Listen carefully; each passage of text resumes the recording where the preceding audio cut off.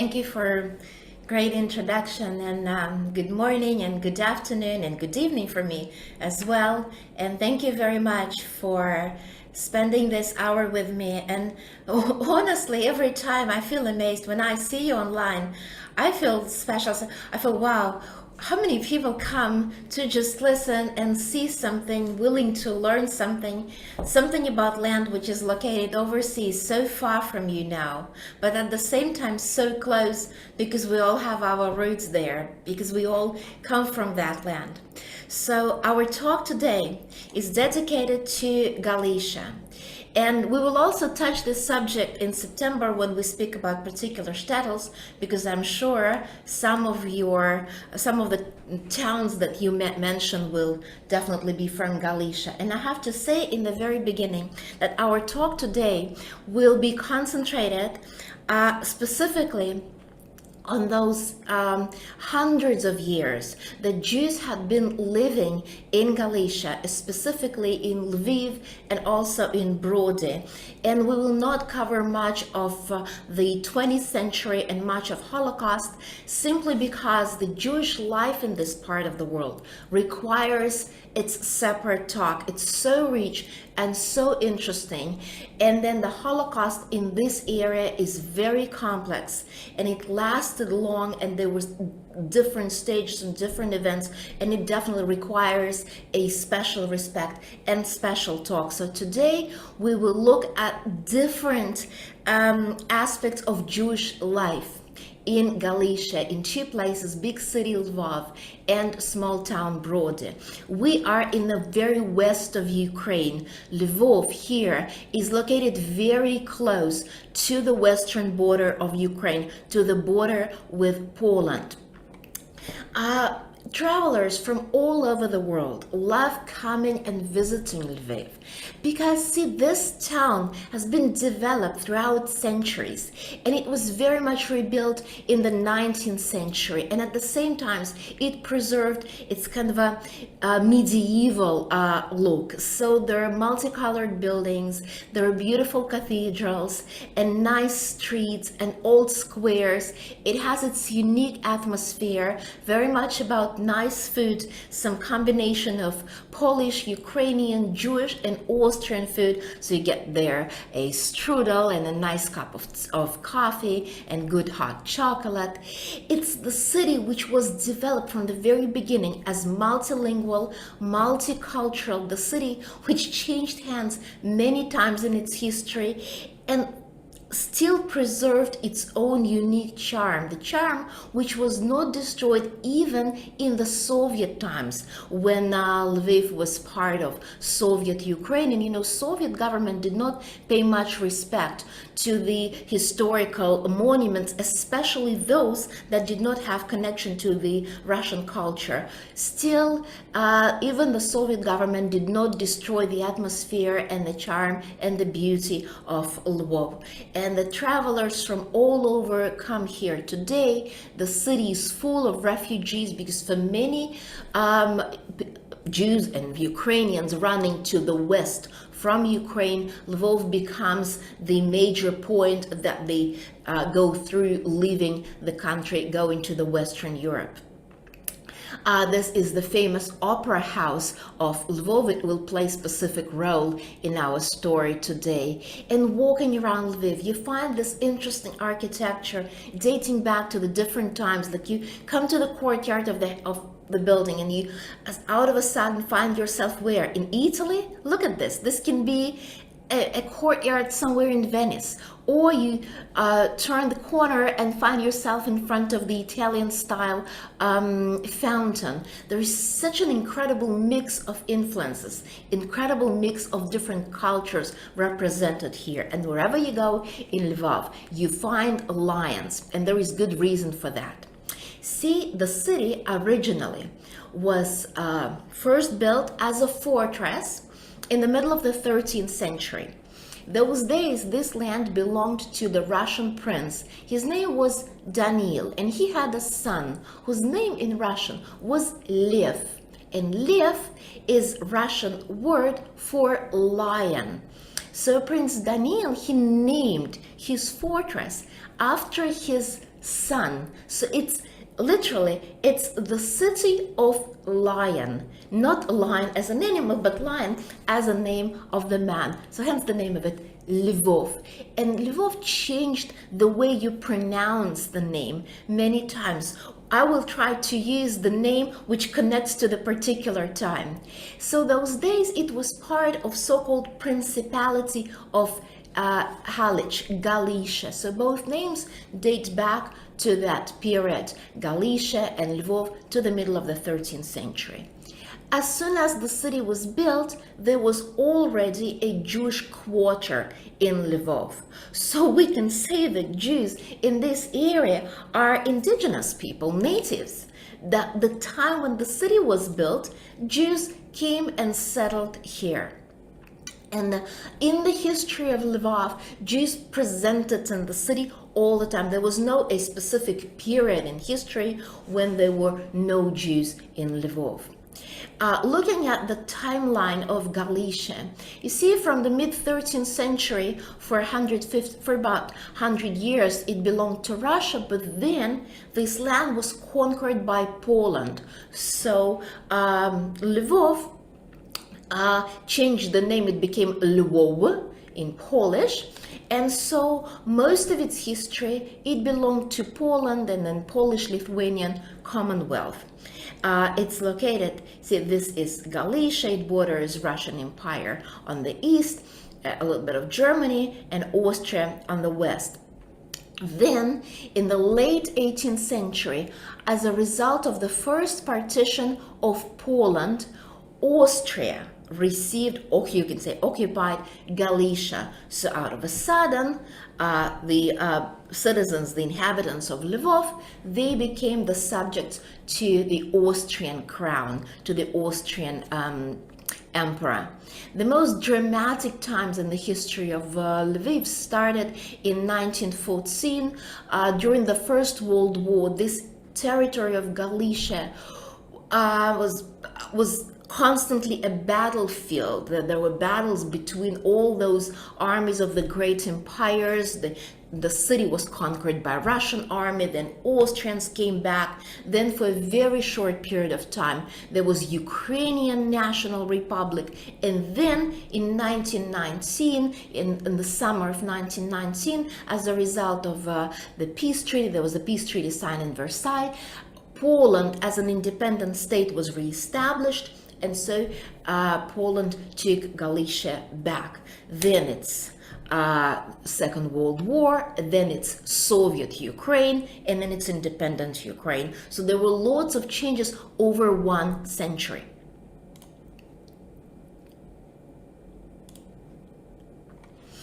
In 1349, Polish King Casimir the Great conquered Lvov as part of Galicia. And so Lvov became the second capital of Poland. Lvov was located on the crossroad of many trading routes from Germany down to Czech, and so from the north and west down to the south and east and down to Constantinople and the Black Sea ports. So it was a very important market town. King Casimir presented the city with Magdeburg laws, so gave the city a right to govern itself.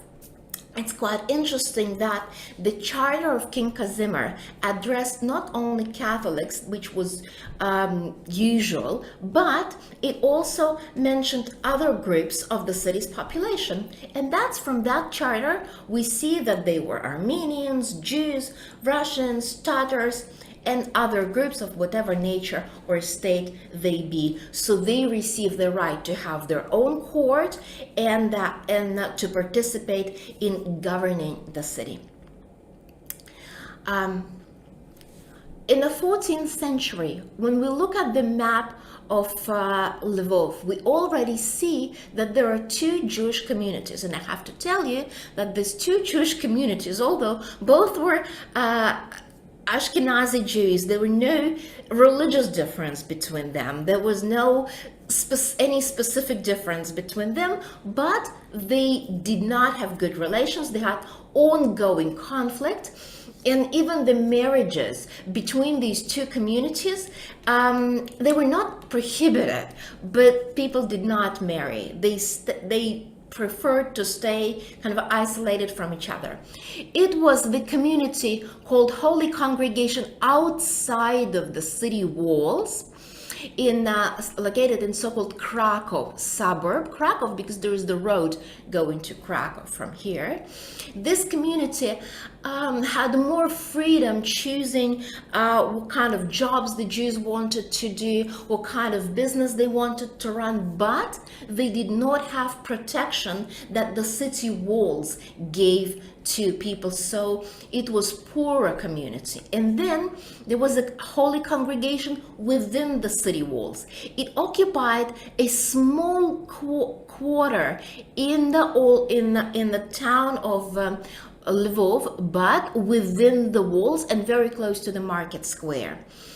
It was actually, you can see it here, it was actually this area to Ruskaya Street, Russian Street, Jewish Street, so this area. The life was very tense because Jews were not allowed to lease or to rent or buy houses outside of this quarter. They tried to build three-story buildings close to each other. It was classical, what you call as Jewish ghetto, like what you see in Venice. It's exactly what Jews had here, with the gate on the corner of Jewish and Russian Street over here that would close every night and open in the morning. Life within the city walls was considered more prestigious, but it was very tense. It was very difficult because here within the limits of the city walls, Jews had to compete with Christians. And so there was constant fight between Christians and Jews on this territory, while the situation in a suburb outside of the walls was a little bit easier because the nobility was interested in Jews to continue their activities there. The only one thing these two communities share, they shared the Jewish cemetery. They didn't marry each other until the very, very late of the 19th century, but they shared the cemetery. In the early 20th century, an incredible Jewish historian from Lvov, Meir Balaban,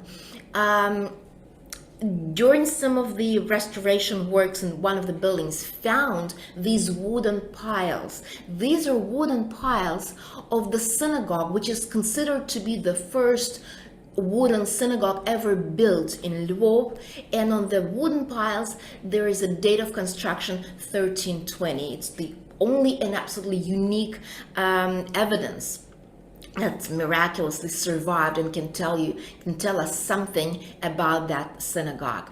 But the big synagogue as we know it, the large city synagogue as we know it from the old photographs, it did not survive the Second World War, of course. It was built around early 19th century, and it was already the third version of the main city synagogue, built on the same spot, just rebuilt. So the community rebuilt it over and over again. Lvov government constantly limited Jews with their ability to build new synagogues. So when the old one was not big enough or not in a good condition, the easiest was to just rebuild it rather than trying to get a new piece of land. This is what's left out of the synagogue in modern Lviv. You only see two pieces of the walls, one and another.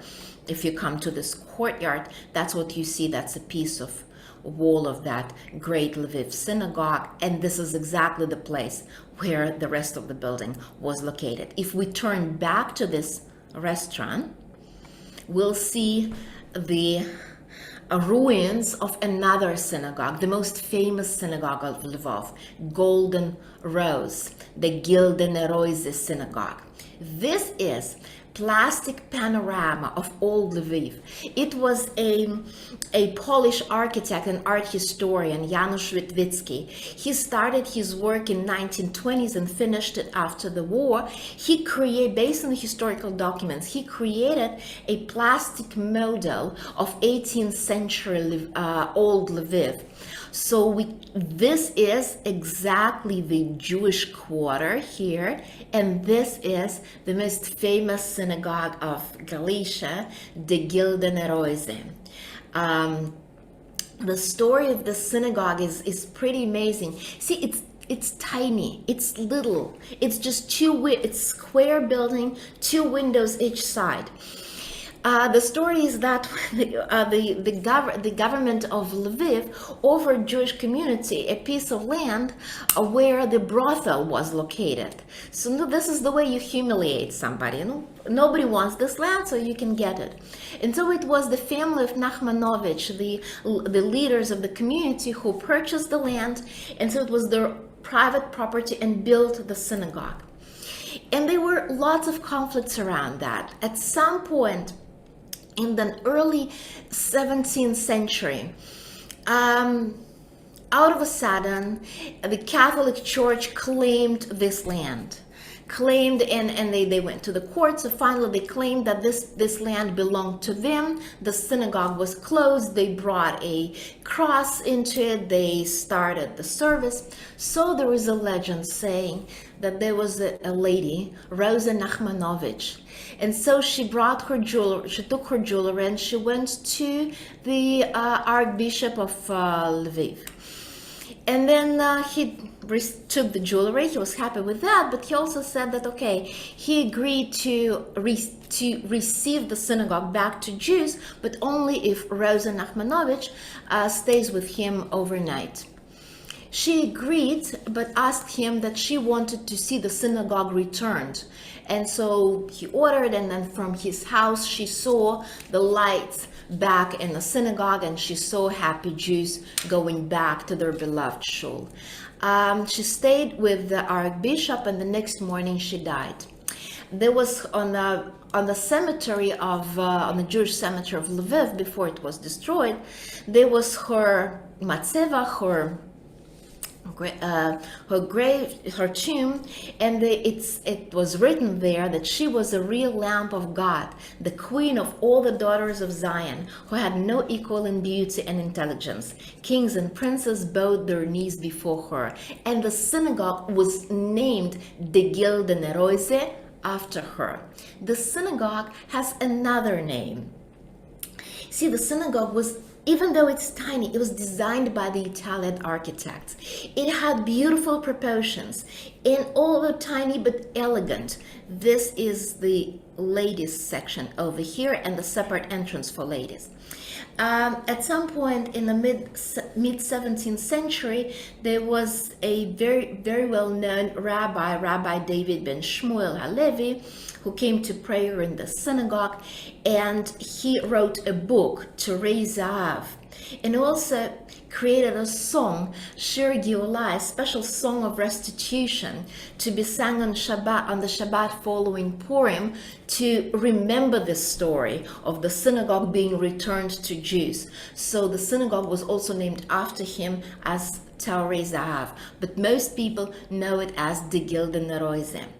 If you go online, for example, on the YouTube channel of the Center of Jewish Art of Jerusalem University, which I definitely recommend you to do. In general, the Center of Jewish Art of Jerusalem University has an incredible digital collection of photographs and articles and catalogs. And I mean, it's an incredible source of knowledge. You will find there a short movie which shows you the Gildene Rose shul and tells you the story of its construction and shows the interior. See, this is the ladies' entrance to the separate gallery. This is the main entrance. For gentlemen, the synagogue was kind of portrayed many times. Lots of artists made watercolors and drawings representing the Gildene Rose from different sides. And there are also quite a few photographs of the synagogue that survived. And then we know it had this austere but exquisite design with beautiful iron work, with gorgeous bima and very fine iron codish. This is the view from this is the view over the female section. See those windows covered with the fence. The same artist, Janusz Witwicki, who created the panorama of Lviv, he took photographs during the war. So thanks to these photographs, we can witness the process of the destruction of the Gilda Noroiza synagogue. It did not survive the war. You see the one wall which is left out of it. And today we will speak a lot about different conflicts, because the history of Jews in Lvov can be described through conflicts very well, and they keep going up to today. For example, even today there is a discussion going on about the Gilda Noroiza and its territory, whether to keep it as ruins, as like a memorial spot, or rebuild it based on the original design and give this land back to Jews. It's an open discussion which keeps going on even in the modern Lviv, which has tiny Jewish community. Generally speaking, if we look at the 16th, 18th centuries, there was constant conflict. It was townspeople against Jews. One year after another, it was exactly the same situation. The municipality would pass a new law to limit Jews. Let's say, whatever, we don't, from now on, we don't rent from Jews, or we don't want from Jews, or we terminate the previous contract with Jews. Jews apply to the Polish magnates, to nobility. Jewish Polish nobles, because they prefer to deal with Jews, to run their business with Jews, they apply to the king, explaining that we actually need Jews, so can we settle the problem somehow? And then king demands a compromise. It's year after year after year after year. It's constant process. But the conflict with Christian government of the town and Catholic Church, as we saw the conflict with Gilda Noroiza, it's not the only one. There were so many conflicts within Jewish community as well. For example, mid-18th century, I'm sure you heard about Jacob Frank and that sect of Frankists. So Frank tried to gather his followers in different parts of Galicia, including Lviv. So in 1759, the Jewish community of Lvov declared a special ban, herem, against the Jews in the city of Lvov who were accused of belonging to a Frankist sect. They called it double-edged sword. See, those days, herem, this ban, it actually meant death, honestly, because this ban, it means we shall not rent a house to or from them. We shall not buy from them or sell to them. We shall not teach their children, nor bury them, nor circumcise them. So imagine you're a Jew. If there is ban declared on you, you're dead. You have nowhere to go. And you cannot go to a neighboring town because they already know of this ban. I mean, you can't buy food, nothing. So this time, this ban, it's interesting because they called it double-edged sword, and finally it acted against the Jews rather than against the Frankist sect, because those Jews, they went to the Catholic Church looking for protection, looking for a possibility to survive. And then Catholic Church agreed to support them only if they witness that Talmud teaches Jews to use blood of Christians to bake matzah. So there was a big dispute and the kind of a trial in Lvov, and lots of editions of Talmud were brought to the square to be burned down. So finally it did work as like a double-edged sword, bringing damage to both sides of the conflict. Another story of herem. Hasidim.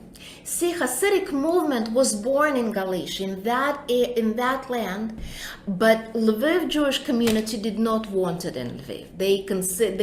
They were followers of Vilna Gaon, so it started bad. It started with another herem over Hasidim, and so finally it was only very late of the 18th century then the first Hasidic prayer house was built in Lvov. What you see on the photograph, this is Beit Hasidim, it's Hasidic synagogue, early 20th century.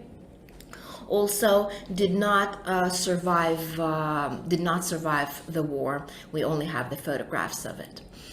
Another Hasidic synagogue survived. It's called Jacob Glanzer Hasidim Shul, mid-19th century. During the war, it was used as horse stables, and that's how the building survived. And interestingly enough, when after the Second World War, Galicia became part of Soviet Ukraine, this very synagogue was reopened, but only until early 60s. In 1962 it was completely closed and basically robbed by the Soviet government. Now it belongs to the Shalom Aleichem Jewish Cultural Center, which runs the restoration slowly, step by step, reopening the original beauty of this shul. The big changes in Jewish life took place in 1772, when out of a sudden, as a result of the first partition of Poland, Austria receives Galicia. And at the beginning there was Maria Theresa, who was very much anti-Semitic, but then there is Joseph II, named as enlightened despot. He did not like Jews that much, but he considered that people should worship as they please, whatever they want. So in 1782, he passed the Edict of Tolerance. The purpose was so that Jews would become useful to the state. And so it gave Jews lots of new freedoms. They were permitted to open their schools, or send their children to the state schools, and live where they choose. So they became free from that little tiny neighborhood, that tiny Jewish quarter, or enter the trades and professions they wanted. Open factories, own the land if they wanted to work on it.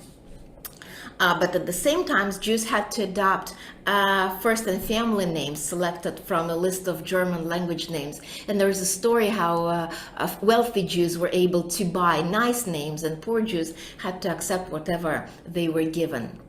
And then we come to the next conflict. It's the conflict around the Askala, the masculine movement. See, Galicia became part of Austria, and this new trend came to Galicia, Maskilim, Jewish Enlightenment. And in the middle of the 19th century, this beautiful synagogue called Temple, the synagogue of Enlightened, was built not within the walls of Lvov, it was too much, but in that Krakow suburban neighborhood. Even though the Orthodox communities of Lviv did not want it to be built, but the Austrian law did not allow them to do anything. It was freedom, whatever, do what you want to do. And finally, this is one of the first Galician modernized synagogues. The sermon was led in German, and then since the early 20th century in Polish, because you remember, one of the idea of Maskilim was that Jews had to become ideal citizens of the state they were living in. It's the synagogue built according to that modern German standards, with the open gallery for ladies, with this beautiful dome. And even though there was nothing to do to prevent the construction of the synagogue, but still there was a way to conflict. And here we have this man. His name is Abraham Kahn. He was the liberal chief rabbi, now we call Lviv Lemberg. In Yiddish and in German it's Lemberg. So Austrian government appointed Kohn as the chief rabbi of Lemberg district because, of course, for Austrian government, Maskilim, enlightened Jews, were the only kind of normal Jews for them, Jews that they were able to communicate with.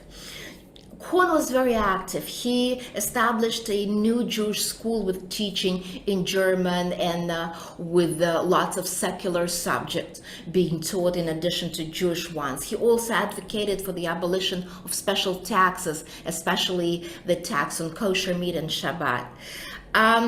You know how it ended up in the city of Lemberg? In September 1848, a Hasidic Jewish goldsmith entered Kohn's kitchen and poisoned the family dinner. So the next morning, Abraham Kohn and his youngest daughter died.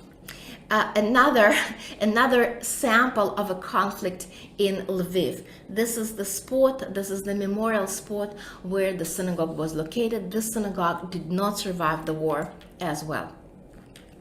The Austrian emperor, beloved by Jews, Franz Joseph I, the emperor that gave Jewish population of Austria full equal rights. So we come to the next stage, elections. Now Jews can vote and also can be elected to the Austrian parliament. In Galicia, let's say in Lvov, you have three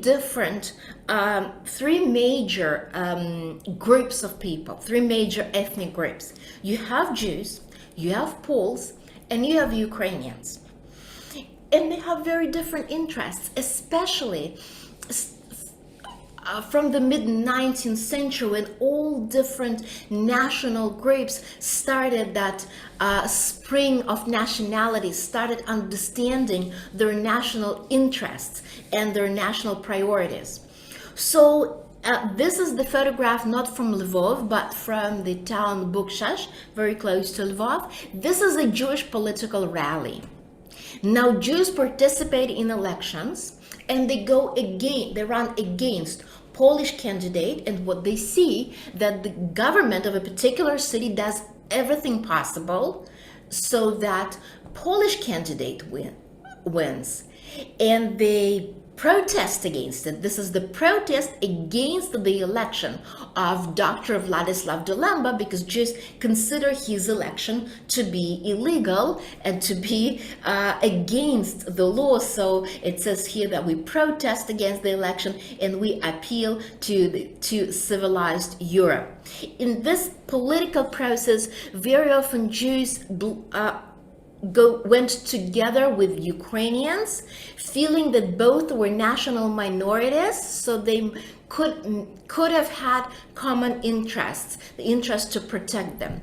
Also, this time, early 20th century, it's time with all different political parties were formed within the Jewish communities in Lvov. You would have lots of versions of Zionism, different types of Orthodox, different types of assimilationists, acculturationists. All options were tried by Jewish political leaders. As we know today, none of it really worked for better. Culture.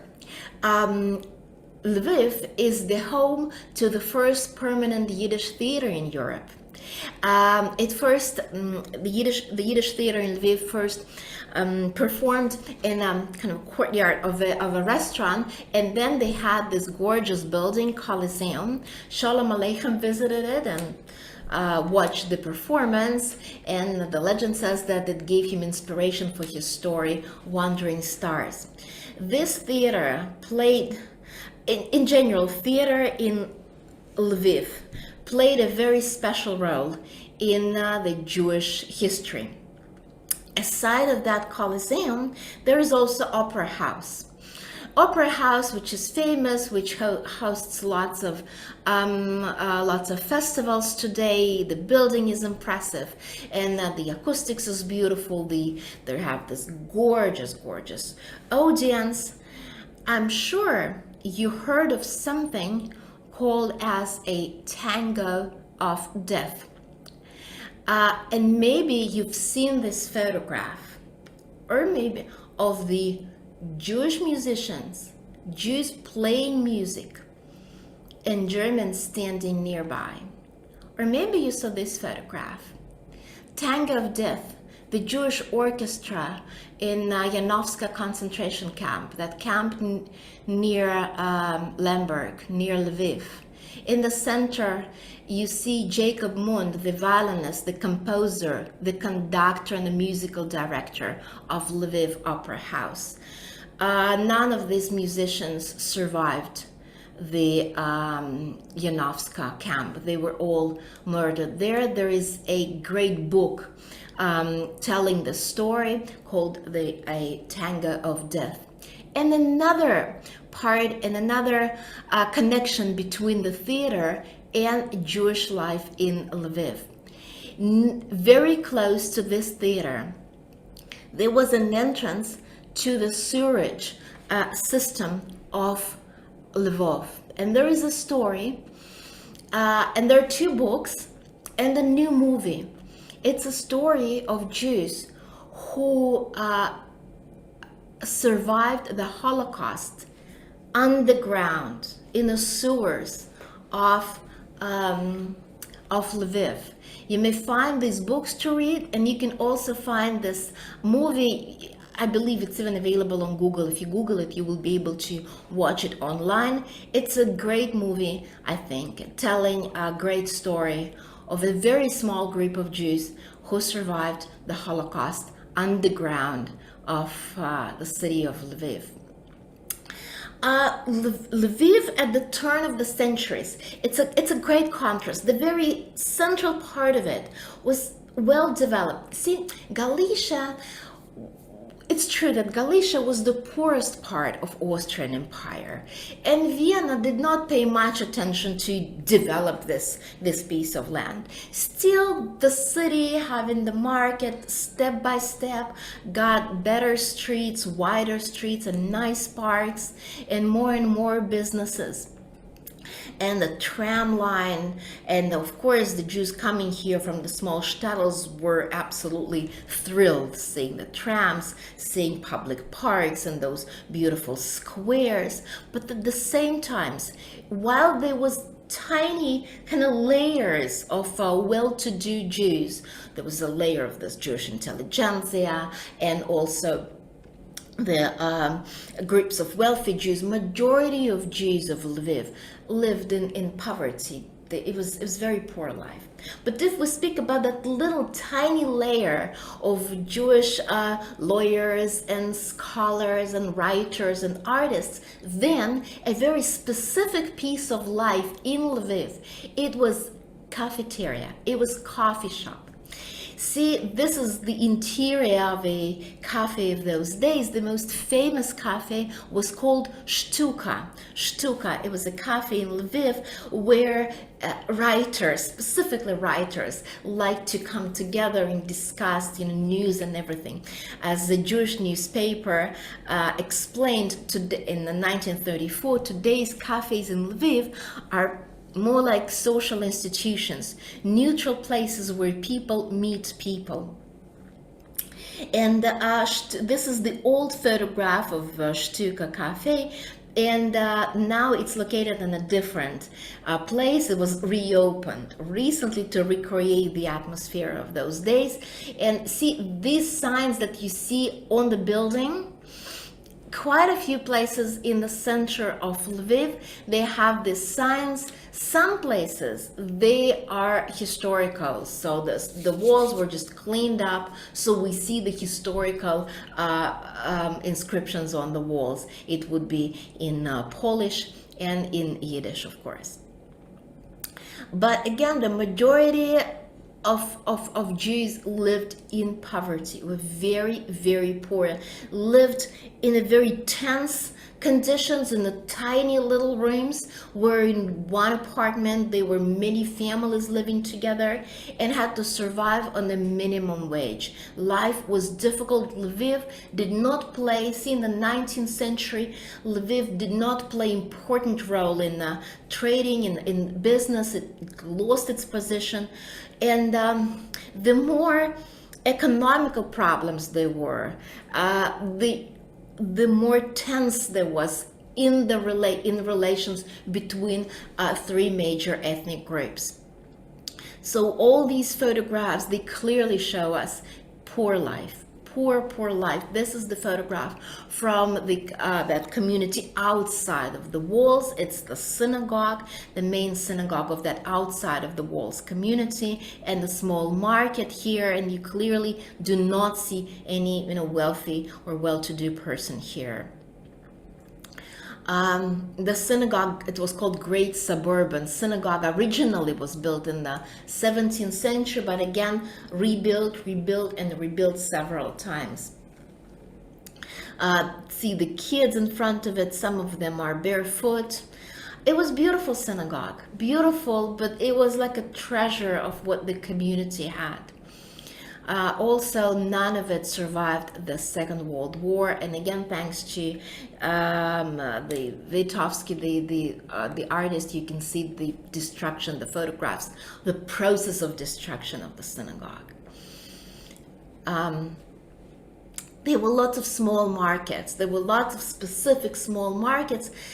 See, historically, the Jews in Lviv were constantly limited in their activities from time to time. So this was prohibited or that was prohibited. There was always a lot of illegal business going on. There was always a lot of illegal renting or leasing houses.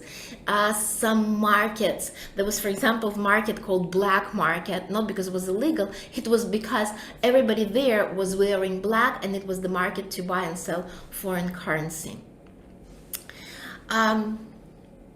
Fortunately, see, Lvov was well photographed, so you see these people, you can kind of feel this atmosphere of very uncertain life. See, in the early 19th century, those who were able to leave, they started leaving, and mainly poor Jews remained in Galicia. In the First World War, seen in all from the August 1914 to the May 1915, Lvov was occupied by the Russian army. Nobody liked it.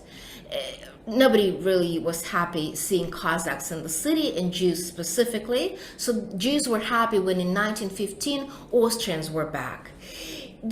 The story of the First World War, this lack of food, medication, all of it deteriorate all the relations among the ethnic groups. And the ethnic conflicts grew because, see, there were Jews, Poles, and Ukrainians. And so Poles blamed Jews that they collaborated with Russians, or they blamed Jews that they collaborated with Ukrainians. It was constant blame, constant let's find who is guilty. Let's find who does not let us live as we want to live. And Jews became victims of it. Since November 1918, for 3 weeks, a Ukrainian army managed to occupy and control Lvov, and they proclaimed the Western Ukrainian National Republic. Okay, Poles came back, and Polish army forced Ukrainians out of the city by the end of November 1918. Ukrainian army left the city, but surrounded it and put it on a siege for another 6 months, let's say. In this story, this short moment started the worst Jewish pogrom in Lviv since ever. Lviv Jews never ever witnessed anything like that. Poles considered Jews as the supporters of Ukrainians, so as if Jews betrayed Poland. And so it was this terrible pogrom. This is the photograph of Hasidic shul, which was burned down during the pogrom. And it was not only like men, not only criminals, not only soldiers. They were even the wealthy ladies participating in it, who would go to Jewish homes, who would, with their maids, who would grab something, who would take a piece of jewelry, who would take a cover from the Torah scroll and use it as a handkerchief. It was such an incredible anger We know 72 names of the victims of this pogrom, but there were also lots of unidentified bodies. Nearly 7,000 Jews were injured and lots of homes were burned. This is the list of the victims.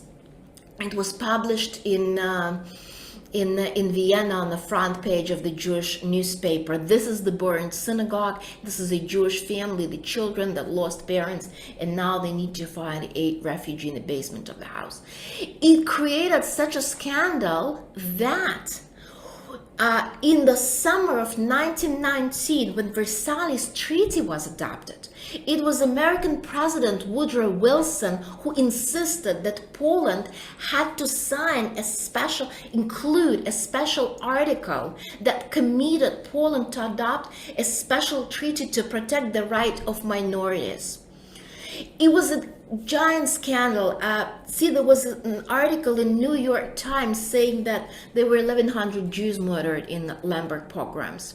So after the First World War, Poland was reestablished as an independent Polish state, and Polish government was forced to sign this document to protect the rights of minorities. They didn't want it. They consider it as humiliation, and they never really enforced it. So Jews received legal protection on the paper, but never received it in real, and even worse, even opposite. Independent between war Poland wanted to become Polish Poland. So they wanted to get rid of Ukrainians forever. So not to hear the language, not to have them in the school, not to have them in a university, not to have them anywhere else. And they wanted to get rid of Jews. The sooner the better. What you have now on your screen on the right, this is Lviv Polytechnic University, and on the left, this is the same university, and the demonstration of Polish students in front of this university demanding the implementation of ghetto benches. I'm sure you heard of it. For example, if we talk about Warsaw, in 1935, it was instituted in the Faculty of Mechanical Engineering in Lviv Polytechnic. The special benches, Jewish students had the special inscription in their documents that they were allowed to sit on the special bench only. So, and in general, between two wars, Poland tried to push Jews away, and at the same time, between the wars, Lviv Jews very active political, very active, trying every way possible. What if we speak Polish? What if we vote for Polish candidates? What if we become Zionists? What if we stay Orthodox? What if they tried every political way to secure themselves? These are different photographs. There was some well-to-do families. There was a great movement for the education of Jews, giving young Jews useful professions so they could leave the ghetto. They could go and find a better life. An incredible poverty. Look at these Jewish kids. They just received their milk in a soup kitchen. A boy is barefoot. It's terrible, incredible poverty. No wonder, I'm sure you know that JDC, Jewish Distribution Committee, was established during the First World War and tried to help Galicia and Ukraine and Poland, Jews there to survive all that situation. Now, all that life, whatever it was, nice and tragic, with conflicts, with bans, with different ideas, all of it, ended up in the middle of the 20th century. First of all, it was Molotov-Ribbentrop Pact. Out of that pact, in September 1939, Soviet army invaded eastern Poland, and Lviv was occupied by Soviet Union. By that time, there were about 180,000 Jews. In 2 years, there were about 160,000 Jews. The Soviet government did not seem to be that terrible at the beginning, because they did not kill Jews specifically. They confiscated property. But there were not too many wealthy Jews. So, but then in 1941, Poland, this eastern Poland was invaded by Nazi Germany, and that's the end of our story. What we have today we have traces of Jewish life. For example, you can find this beautiful map. It's the map of Boris Orach. He is a Jew from Lvov. He created a map mentioning places in Lviv which are connected to the Jewish history. You can come visit Lviv, and you will walk around this Jewish quarter, looking at the houses that originally belonged to Jews, trying to understand how little the Jewish quarter is, how little room Jews had in Lviv. You will see the houses where mezuzahs originally were located near the front door. Now it's only empty places. You will also see some of the old advertisements on the buildings, some of them in Polish and many of them in Yiddish. Some of them are historical, but some are new to create the atmosphere to attract more tourists. And you will find an active synagogue. This is the Jewish quarter of Lviv, the congregation within the walls, and this is the synagogue which is active today, Tzori Gilad Synagogue. It was originally built in the early 20th century, and after the fall of Soviet Union, the building was returned to Jews. Now there are about 2,000 Jews in Lviv, very little compared to what it used to be. The synagogue is very pretty, with a nice decoration on the walls, nice, beautiful atmosphere, really, really, really nice one, really special one.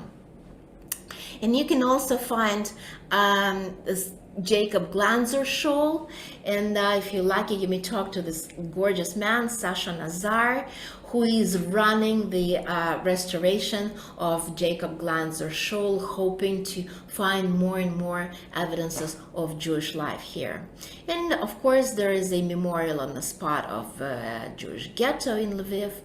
But in any case, there are just no Jews in the city anymore. This is the exhibition on the place of Die Gilden Reuse synagogue, showing photographs of different Lviv synagogues, and I told you there is an ongoing discussion what we have to do with this place. From Lviv, I want to take you to the east, to the tiny little place Brody. Nobody really knows it today. It used to be famous. It used to be very important. See, Brody is located near the border with Russian Empire. So Brody, it's a classical private Polish town. It had a castle and a town within the city walls, and it was a town where you can say absolute majority of the people living in this town, they were Jews.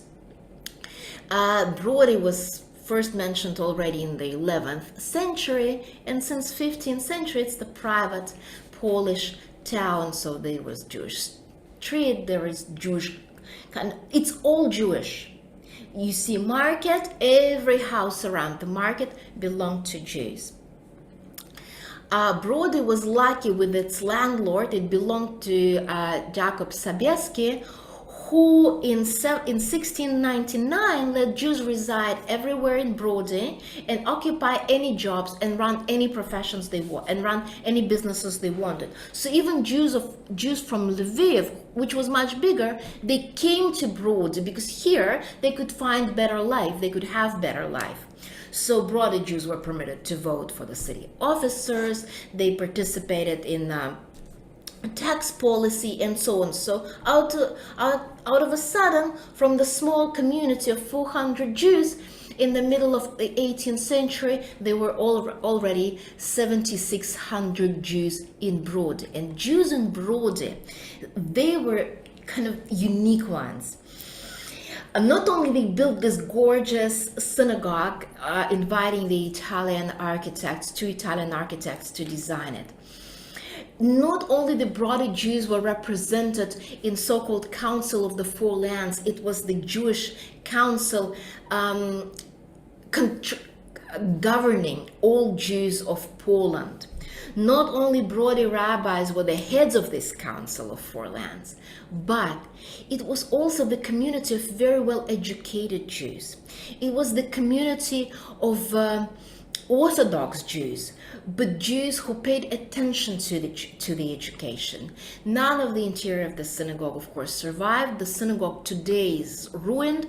It was blown up during the war, but then it was Soviet government who let it come to this state. It was Soviet government and Ukrainian government who never paid attention to this unique historical building. As a result of the partition of Poland, Brody became a border city between Austria and Russia. Border city always means very important place for any business, and it did happen in Brody. See, it was the Emperor of Austria. He came to visit Brody and he was impressed.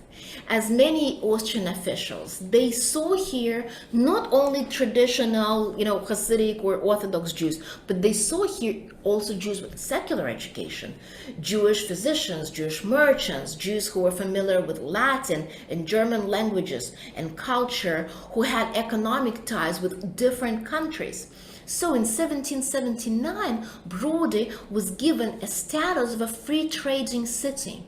It immediately attracted more Jews to come to Brody. And so in 1826, there were already 16,000 Jews. Remember, when we visited Odessa, we saw Brodskaya synagogue. That synagogue in Odessa was built by Jews from Brody, because Jews of Brody, as soon as they heard that Odessa was Porto Franco, was free trading place, they immediately went there because they knew what it meant.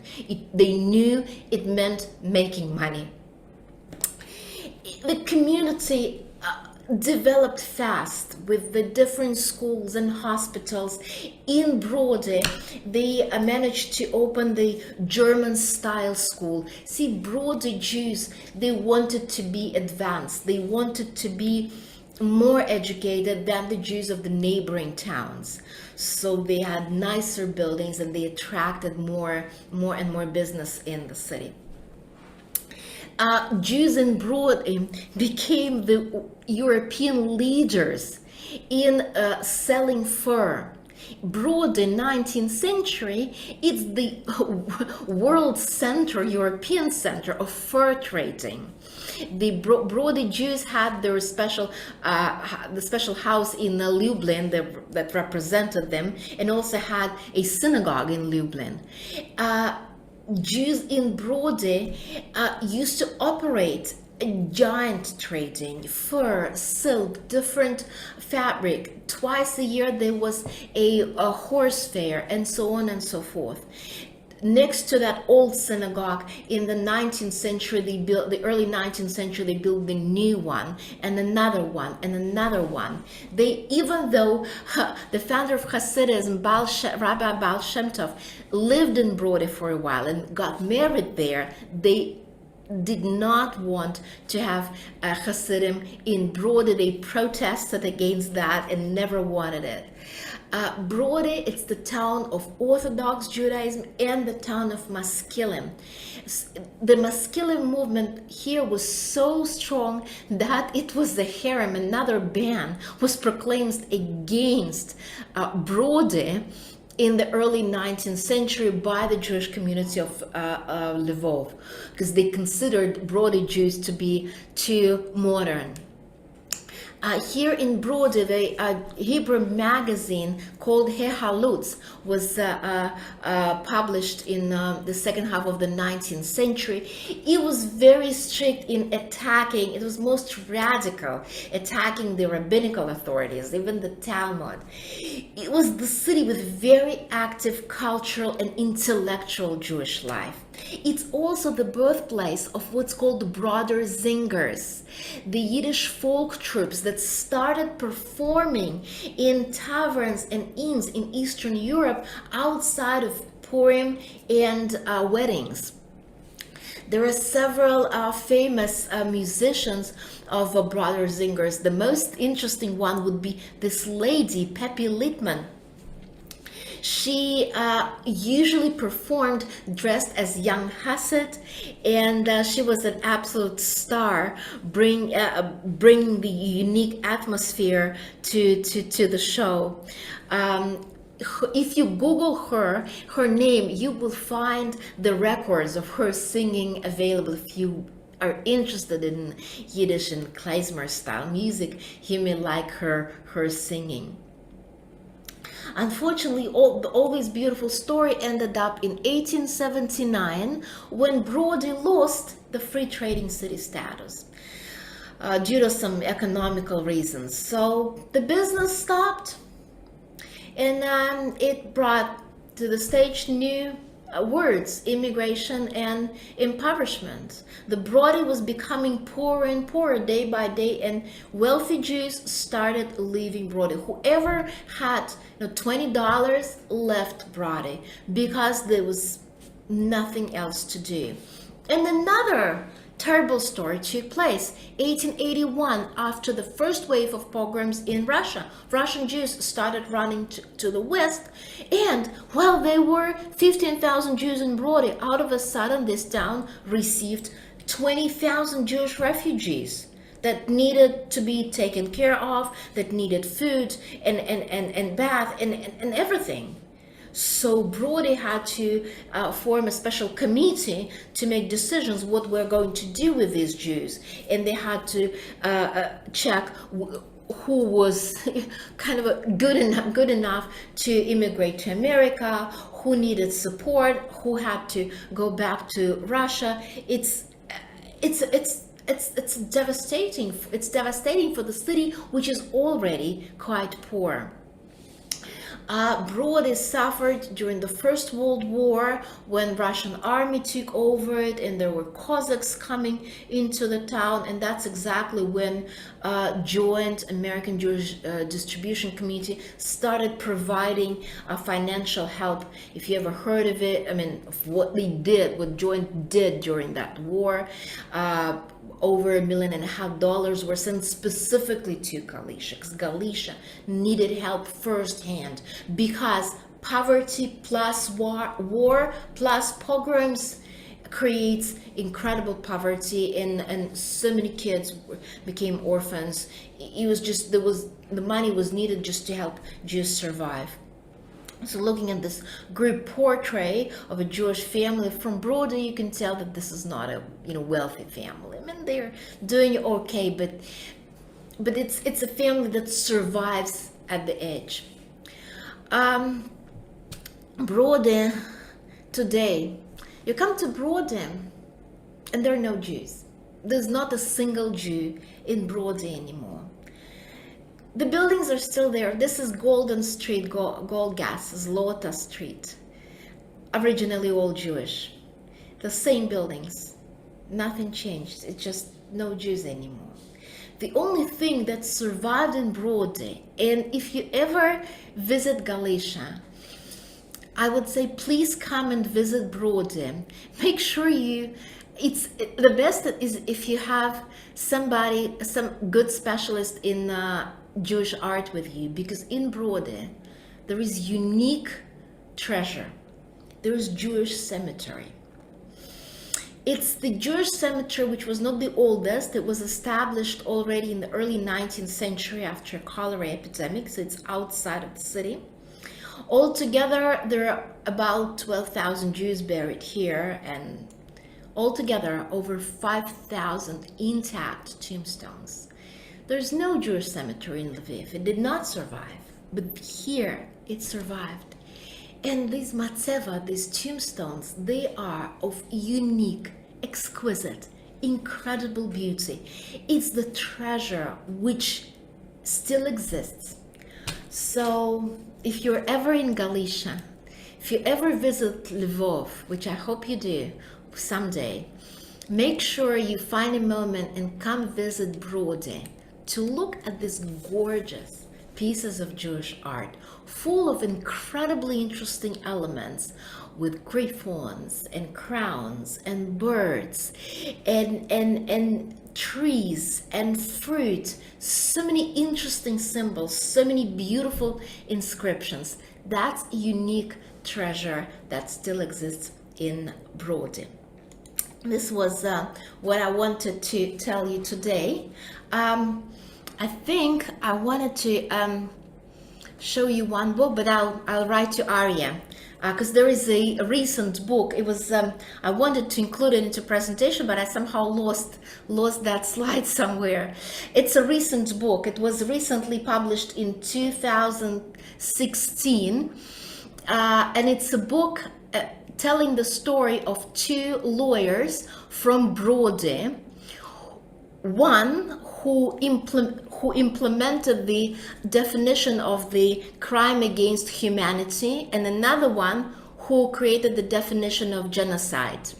It's called East Western Street. I'll send it to Arya. He will send it to you. It's a great book. It's a great book about great Jews and the life in Jewish Galicia prior to the war. Thank you very much. There was another person suggested another book called Murder in Lemberg, which is about Rabbi Kahn's murder, which also is seems to be a very interesting, a little more scholarly, but an interesting book as well that people might want to look into. And I'll send that off to Ari. We're running a little late. This has been fantastic, and everybody is just saying how remarkable and how wonderful you were and how much we all very much enjoy it. I have one quick question for you, which is about the architecture. I know that in parts of Eastern Europe, like in Belarus, for example, there's particular architecture of Jewish buildings from the 16th, 17th, 18th, even into the 19th century. And these buildings remain now in a lot of places. They're post offices or they're schools or was there particular Jewish architecture in these towns? To be honest, Jewish architecture usually copied what was in the area plus certain limitations. For example, in Lviv, because Jews were limited to this tiny quarter, and it was a constant problem because Jews needed accommodation. So it was Jewish quarter that had the tallest buildings in the city, because they constantly needed another floor and another floor. Polish Jews, when they could afford it, they hired Italian architects to design synagogues. And all those masonry synagogues that we see around the Pale of Settlement, they were usually designed by Italian architects. The specific, something unique Jewish. So Italians designed usually Baroque synagogues, so something that they knew. And then something unique to Jewish architecture, it would be wooden synagogues. None of them survived, but in our shtetl series, we will see quite a few of them on the old drawings and the photographs. Thank you very much. This is wonderful. Stephanie Rothman has, I think, a picture of what's likely her parents up, who are probably from one of those towns. So thank you for sharing them. May their memories be for a blessing. And thank you very, very much, everybody. And thank you for being members of CSP. It's a great organization. Get your friends and relatives to join as well. Become a patron, become a legacy member. And thank you very, very much. Have a very good day, and we'll see you in more programs coming up. Bye-bye, everybody.